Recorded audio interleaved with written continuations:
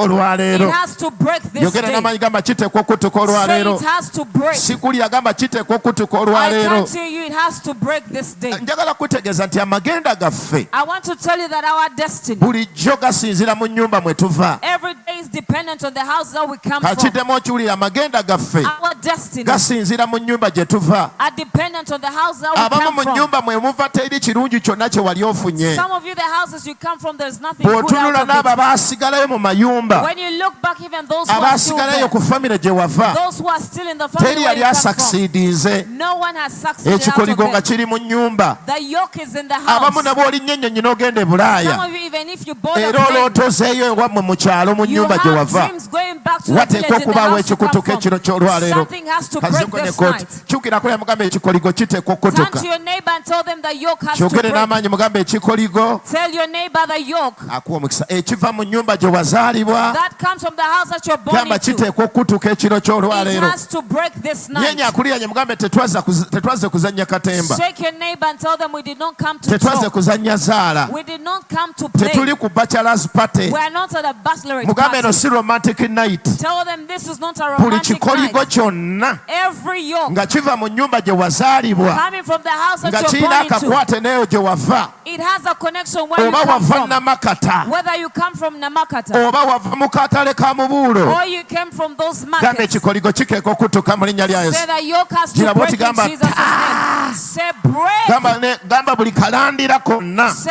every root akayina akakwate that has a ne mu linkage nnyumba mwe nava, from the house that I come gamba from, nkekutulako mu linnya I lya break Yesu. it off my life in Abantu Jesus' bava mu name. mayumba gye bava naye nga teri kalungi konna abantu abaasigalayo People ke come baafuna. from houses that have nothing good out of Ng'oteekwa them. kweyamba gamba nti When you amiina. have to help yourself, Ng'oteekwa kwekutulako kikoligo. you have to break the yoke of Waliwo yourself. n'abantu ng'ennyumba gy'opangisa, Some of you, the houses that you rent, landiroodi eyo gy'opangisa, the landlord of the houses nga that you yateekako rent, n'ekigambo muli munda, he put a word in n'agamba inside of the tewali houses alisimatuka kikoligo kya nnyumba eno. and says no one will Nze escape oli the yoke bw'amala of this house. n'apangisa ennyumba eno tasobola The kuvaawo. moment you rent, you can't get away from Kati this gw'olaba house. wapangisa edduuka, So you see, you rented a naye shop. olaba buli muntu yenna eyali aze mu dduuka eryo yaddayo nga mwavu. So you see, everyone who ever came to the Abalala shops went back n'okwetuga poor. beetugiramu mu maduuka ago. And others strangled themselves in those Abalala shops. baatunda n'ebyabwe. Others sold theirs and land. Naye okoma kulya buli capati ng'otumya caayi ne teri kasitoma ajja. You just make orders for Ekikoligo but kiri no ku nnyumba customers. ya kizikiza. The yoke is on the Buli house of nnyumba darkness. ey'ekizikiza Every house of enywa darkness emikisa gyo, that snatches enywa your amagenda blessing,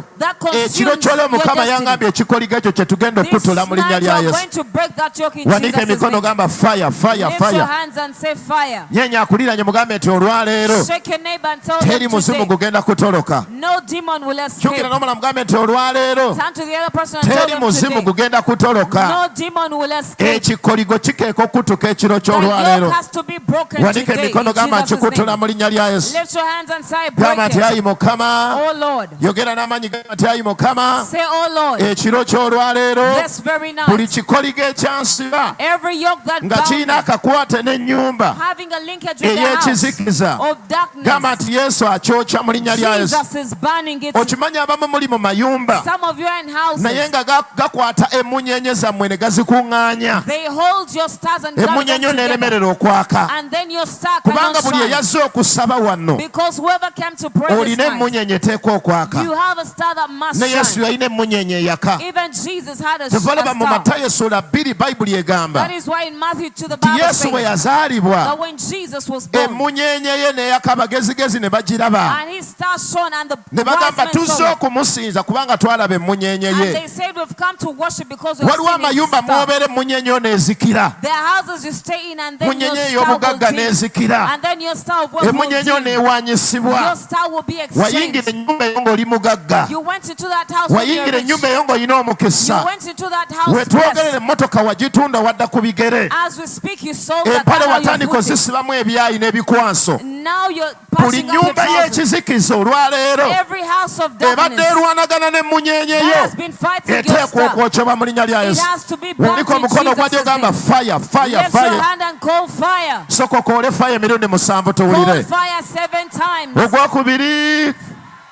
ogwokusatu, Fire! ogwokuna, Fire! ogwokutaano, gamba nteebwa mu linnya lya Yesu. Say I'm being set free in Kati awe Jesus' name. tugenda okusinzira ennyumba bwe wava mu kyalo The house that you came from in the ng'ekuŋŋaanya village. emikisa gy'abantu It bonna, gathers people's blessings all ng'ekuŋŋaanya together. emmunyenye z'abantu It bonna. gathers all their stars. Akalandira tugenda kakutula ekiro We are going to ky'olwaleero. break that truth this night. Gamba nti amiina mu linnya lya Yesu. Amen. Ngambye akalandira tugenda kakutula ekiro I'm saying we are ky'olwaleero. breaking that truth this night. Bameka abeetegese okusaba, How many of you are ready to pray? abeetegese okulwana. How many of you are ready to fight? Omulaba ateekwa okutta buli kikyo kye yakwata. The enemy has to let go of whatever he Tokiwulidde naye held. kino You didn't hear kankyogere nga that. tugenda okusaba essaala. Let me say it. Njagala bwe tutandike lumu. I want us to begin at once. Ngambye buli nnyumba yonna mwe wava, Every house that you came oba from, nnyumba ya kitaawo whether it's your father's naye nga house, nnyumba ya kizikiza, but when it's a house of oba nnyumba darkness, ya maama wo or it's your mother's naye nga house, nnyumba ya and kizikiza, it's a house of kyova olaba darkness, tubeera mu mayumba agamu that is why we're in some nga ne houses. bw'otta emmese tezifa. Even if you try to kill the rats, Emmese they eri don't. obutwa bulungi nnyo n'egejja n'ofuna n'olubuto They will n'etafa. use that poison and just get pregnant and not Emmese die. buli ky'ogikola ezimu zimanyi n'okusekerera Some of them even laugh at you. nga bwe mulimu ebiteego n'ebintu ebitategereka mu mayumba. When there are evil spirits in those Nze awe houses, najjidde awo ngambye buli kimuteego gwonna ogwayingira I ennyumba said yo, every evil spirit that buli entered your kikoligo house, kyonna ekyayingira ennyumba yo, every yoke that entered ojja your wano ne house, bakusabira, you come here and they pray emisimu for ne you. bagigoba, And demons ne are gigenda cast ne out. gikuteega awaka mu They nnyumba. leave and wait for you Buli at your nnyumba house. erimu omuteego. Every house Buli that nnyumba has evil ey'ekizikiza. spirits, every house of darkness, Leekano gambe fire, fire, fire. shout fire, fire.